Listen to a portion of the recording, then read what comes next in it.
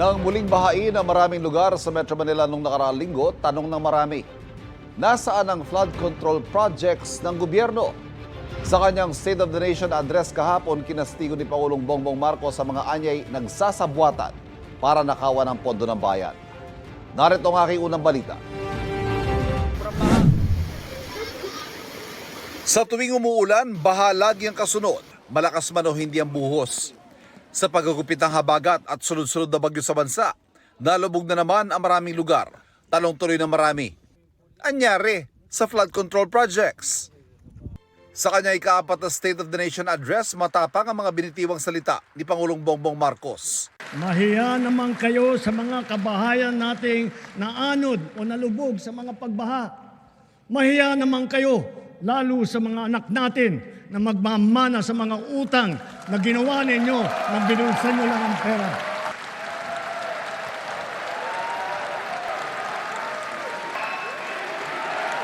Kinastigo ng Pangulo ang mga anyay nagbulsa ng mga pondong nakalaan para sa mga proyekto. Kitang-kita ko na maraming proyekto para sa flood control ay palpak at gumuho.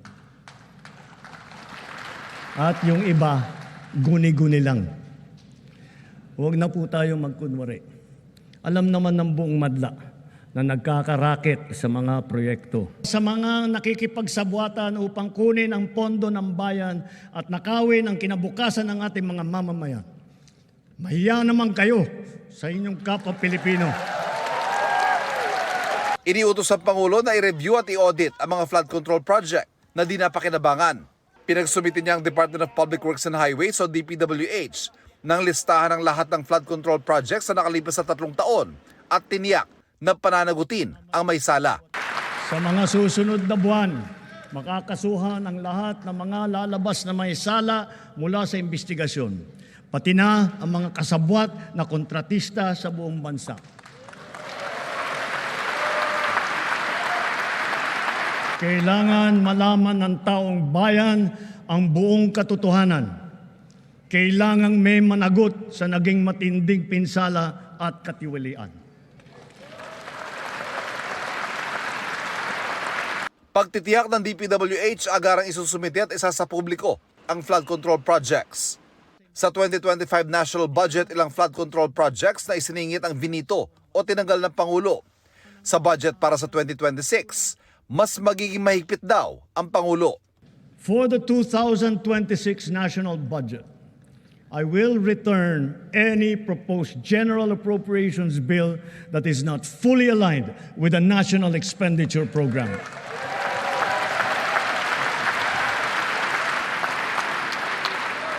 And further, I am willing to do this even if we end up with a reenacted budget.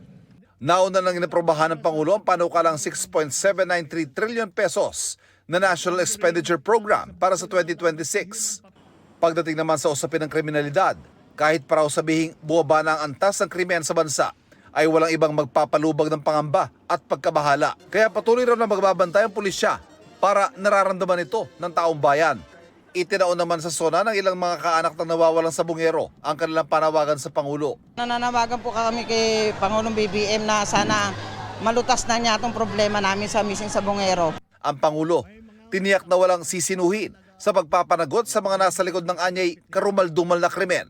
Nagtutulungan ang buong pamahalaan para lutasin ang mga kaso ng mga nawawala dahil sa walang pakundangang kagagawan ng mga sindikato sa likod ng madilim na mundo ng mga sabungan. Hahabulin at pananagutin natin ang mga utak at mga sangkot, sibilyan man o opisyal.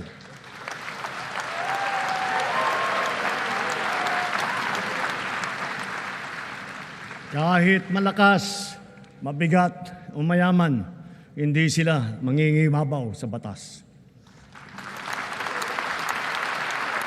Higit sa lahat, ipararamdam natin sa mga salarin ang bigat ng parusa sa karumal-dumal na krimen ng mga ito. Patuloy rin daw ang kampanya kontra droga ng Administrasyon Marcos, sabay pagkukumpara pagdating sa mga naaresto at nakukumpiskang droga. Sa lahat ng mga operasyon na ito, mahigit 153,000 ang naaresto. Sa 3 taon lamang, halos mapantayan na ang kabuuang huli ng nakaraang administrasyon.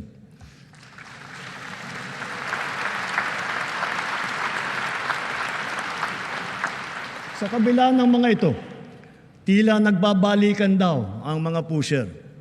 Kaya patuloy ang ating mga operasyon laban sa mga drug dealer, sila man ay big time o small time. Binigyan din ng Pangulo sa SONA ang foreign policy ng administrasyon na the Philippines is a friend to all, an enemy to none. Sa kabila nito, iginiit niyang mas paigtingin ang pagprotekta ng Pilipinas sa ating teritoryo sa gitna ng mga banta. Sa harap ng mga bagong banta sa ating kapayapaan at soberanya, mas maigting ngayon ang ating paghahanda, pagmamatsyag at pagtatanggol sa ating sarili.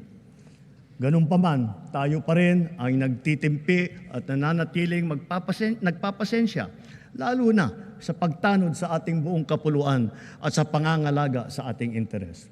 Nagpasalamat din ang Pangulo sa mga OFW na dahilan niya, kaya naipapamalas ang angking galing, kabutihan at puso ng Pilipino saan mang sulok ng daigdig. Aminado ang Pangulo, bigo at dismayado ang mga mamamayan sa pamahalaan kaya pipilitin daw nilang galingan pa sa huling 3 taon ng administrasyon. Ang leksyon sa atin ay simple lamang. Kailangan pa natin mas lalong galingan. Kailangan pa natin mas lalong bilisan.